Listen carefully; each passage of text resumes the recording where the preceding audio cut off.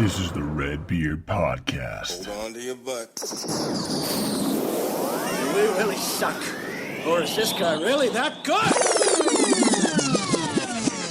I have one speed, I have one gear. Go! Hey everybody, what's going on? This is Tony from the RedBeard Podcast, and I'm hanging out, as always, every week with my man, Cooley. That's right. So, guys, really excited to be here again this week, as we are every week for the RedBeard Podcast. And it is December 30th right now, man, which means that it's the New Year's Eve. Eve of the Eve. The Eve of the Eve, man. So, this is going to be our last RedBeard Podcast of 2015. Yeah, man. So, it's crazy. There's not going to be another Wednesday of 2015. No. This is it. This is it. So I'm excited, man. Are you excited? I'm super pumped, man. I'm pumped for like the stuff that we're gonna do next year. Yeah, I agree. Yeah. I mean, we have a lot of great ideas. Mm-hmm.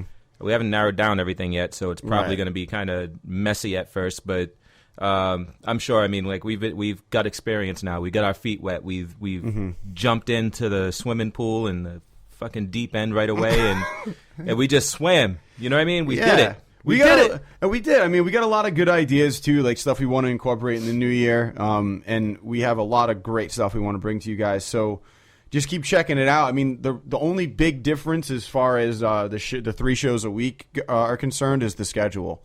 The schedule is something that we're changing where we've said this a couple times. I'll say it again. It's been updated on our RedBeard Podcast Twitter. So basically on Mondays, we will have our regular RedBeard Podcast, and then Wednesdays will be Tony flying solo, and Fridays will stay the same with Hanging with Cooley. So just make sure that if you guys are listening to us, you're aware of that schedule, so you know when our content is going to be released, so you can listen to the shows that you want to listen to, which hopefully is all of them. Anyway, so speaking of the New Year, man, and New Year's resolutions, do you have like any New Year's resolutions this year? I suppose. Okay, what are they? It's not really I don't know if it's really a resolution or not. I mean, I really wanted to stay away from that because I always start gung-ho like, I'm going to do this, and then it doesn't work out. Mm-hmm. And that's always depressing. So this year, I just kind of want to work on being a better me. Mm-hmm. Just kind of making sure that I'm not concentrating on the things that don't mean as much to me. You know what I mean? Like, because there are a lot of things that I care about, and there are a lot of things that I kind of care about. And I spend a lot of time doing the things that I kind of care about and neglecting the things that really matter. Yeah, I mean, it's funny that you said that because I posted something on Facebook this morning, which is like exactly what you're saying. Mm-hmm. So, actually, give me a second. I'll pull this up. Do you mind if I actually read this? Yeah, not at all. Go for it, man. It's exactly what you're talking about. So, yeah, I posted it on my personal Facebook, and it's just this quick story about a professor in a classroom here. I'll just read it. I thought it was really cool. It's like parallel to what you're saying. All right. A professor stood before his philosophy class and had some items in front of him. When the class began, he wordlessly picked up a very large and empty mayonnaise jar and proceeded to fill it with golf balls. He then asked the students if the jar was full. They agreed that it was. The professor then picked up a box of pebbles and poured them into the jar. He shook the jar lightly. The pebbles rolled into the open areas between the golf balls. He then asked the students again if the jar was full. They agreed it was. The professor next picked up a box of sand and poured it into the jar. Of course, the sand filled up everything else. He asked once more if the jar was full. The students responded with a unanimous yes. The professor then produced 2 beers from under the table and poured the entire contents into the jar, effectively filling the empty space between the sand. The students laughed. Now, said the professor as the laughter subsided, I want you to recognize that this jar represents your life. The golf balls are the important things, your family, your children, your health, your friends, and your favorite passions. And if everything else was lost and only they remained, your life would still be full. The pebbles are the other things that matter, like your job, your house, and your car. The sand is everything else, the small stuff. If you put the sand into the jar first, he continued, there is no room for the pebbles or the golf balls. The same goes for life. If you spend all your time and energy on the small stuff, you will never have room for the things that are important to you. Pay attention to the things that are critical to your happiness. Spend time with your children. Spend time with your parents. Visit your grandparents. Take your spouse out to dinner. Play another 18. There will always be time to clean the house and mow the lawn. Take care of the golf balls first, the things that really matter. Set your priorities. The rest is just sand. One of the students raised her hand and inquired what the beer represented. The professor smiled and said, "I'm glad you asked. The beer just shows you that no matter how full your life may seem, there's always room for a couple beers with a friend." Like, I thought that was cool. Because it's exactly what you're saying. You know, like, there's so much shit going on. Exactly. And it's good to just, like, pay attention to, like, the important things, and the other stuff will fall into place. Yeah, no, that sums it up, man. That's actually exactly what I'm talking about. Right? Like, it's weird that you said that, dude, because I saw this morning. Yeah, and like, there's so many... the problem is that there's so much being produced right now that it takes away from, you know, it's not the same as when I was growing up. When I was growing up, right, going outside to play was the shit. Yeah, man, no one goes outside anymore. No one. No. like who goes outside to play? It's like you have to shut the power off in the house. Yeah. For like a week, so that shit dies. Like, there's no battery life left. You know what I mean? Like then they'll go outside and play. It's just, there's so much being manufactured. There's so much manufactured entertainment that it's mind blowing to me. Like, you've got, like, if you told me that in 1 year, like, we're gonna have Deadpool, Daredevil season 2, Luke Cage, we're gonna have, you know, Captain America Civil War, we're going to have another Star Wars movie, we're going to have Batman versus Superman on the screen, there's going to be a Doctor Strange movie, like, and that's like scratching like the major stuff that's coming out, not all the ancillary things and all the things that are also interesting. If you told me that was going to be the case in one friggin' year, this is all in 2016. Yeah. I you know, that's not what it was when I was younger. Like, I mean, there was like one Disney movie a year, right? Or like it was like the big movie. Like, I remember when Aladdin came out, it was just Aladdin. And then it was like The Lion King. You know, like these were like, now it's like there's 5 different Pixar movies a year. You know what I mean? It's ridiculous. I mean, for me, I think, I mean, I definitely want to pay attention to the, you know, the important stuff a little bit more, but I'm making a resolution to kind of stay off my phone a little bit more because, dude, I wake up in the morning like years ago. I don't want to say years because I'm not old, but like, you know what I mean? Like maybe like 5-6 years ago before like I owned an iPhone. Dude, I wake up in the morning, I like lay there for a minute, wake up and get up. Now it's like I reach for my phone, I check my email, I go on Facebook. Like, I spend more time looking on my phone in bed. Right. Like, I'm like, what the fuck am I doing? An hour just went by. Yeah, you know, what did you get out of it? What's that? What do you get out of it though? Nothing. I mean, I don't really get anything out of it. It's me just like checking in on useless shit that has no effect on my day.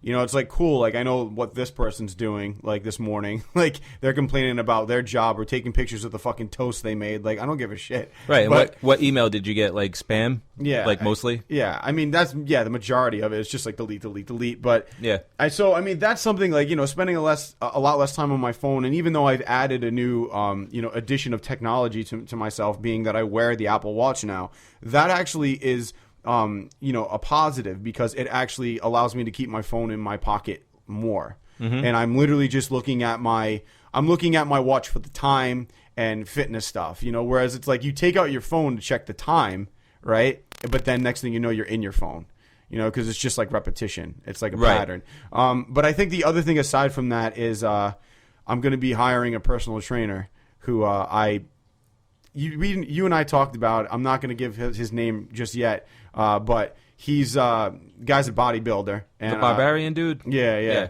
So I talked to him, and I'm going to meet up with him tomorrow and go over like my goals and what I want to do, and then I'm going to take my fitness to the next level. It'll be like Chris Hemsworth?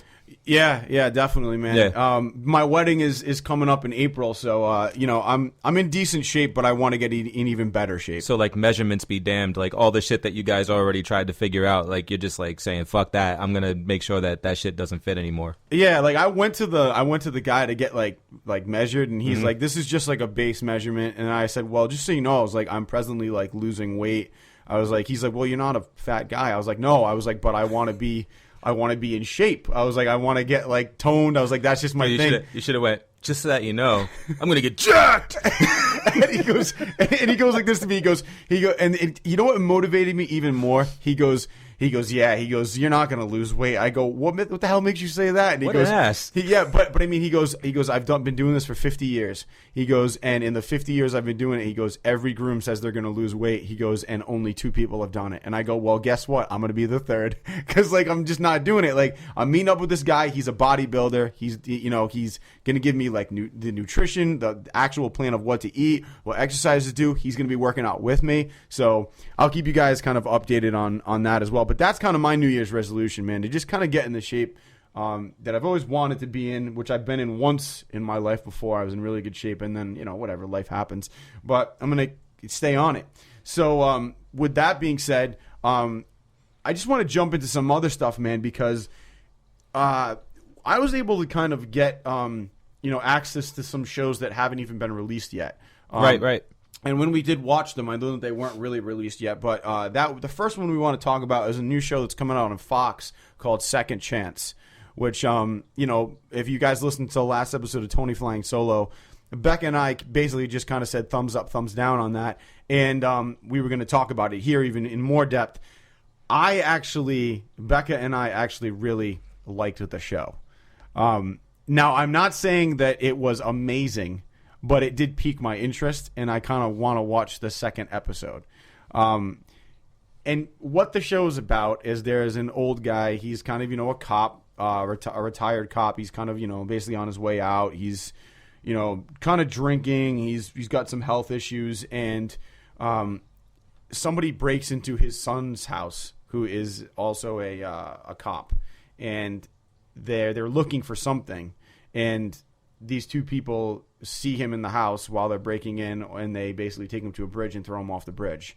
This company called Looking Glass takes his body and finds out that it has this perfect DNA that they're looking for, and they basically take his mind or whatever and kind of rejuvenate him into a younger body. And now he's kind of basically reliving his life, even though he's technically a young man, but he's 75. So I don't know. I thought it was interesting, and I didn't mind it. But you had a very different reaction to the show. Like I abhorred it, man. Like I'll take that back. I liked the premise, and I really liked the actor Robert Kaczynski, the guy that plays Jimmy Pritchett.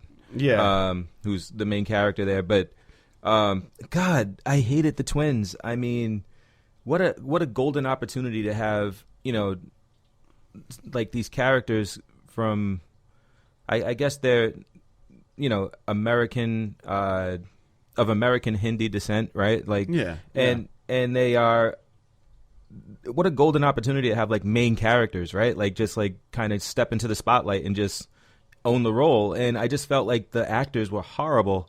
And I felt like their motivations were really weird to me, like being like, it was just so weird. Like you had this company, Looking Glass, that was a social media giant, but they are also bioengineers, right? I didn't really have but I mean, like, I don't know. Like it's very far-fetched to have a company that is just great at everything. Yeah, but this is also something where I feel like it's 20 years in the future. Yeah, so there's a company that just in 20 years in the future they just dominate fucking like every aspect of science. They're just the fucking bomb. Well, I don't know, but you think about it, dude. I mean, there's a technology company out there right now that's #1 in the world, and they dominate technology. Yeah, so it's technology. Like, yeah, but I feel like, this is saying that their company is new and great. It is. It's this new type of company, and she's built the company up from the ground. But now I feel like what they're doing in this show is a part of the company that no one knows about yet. Yeah, it's still in the testing phase. But think about this. It's like imagine, right? Like Facebook. We've been in the business of connecting lives. Yeah. Now we're in the business of restoring them. Right? Like, it's just so weird to me. But let's forget about that, right? And let's just say that they were a bioengineering company and forget the fact that there was this like Facebook aspect to them. They're a bioengineering company, and they fucking successfully brought a fish back to life. Your boy wants to move on to human testing. Come on. Yeah, I mean, They were like, look at this beta fish is fucking back to life. He's full of color and his fins pop up. Move on to human testing. Let's do it. Yeah, I get that, but I mean, like, it's one of those things where it's like I didn't really take that seriously. Like, I was also more suspension of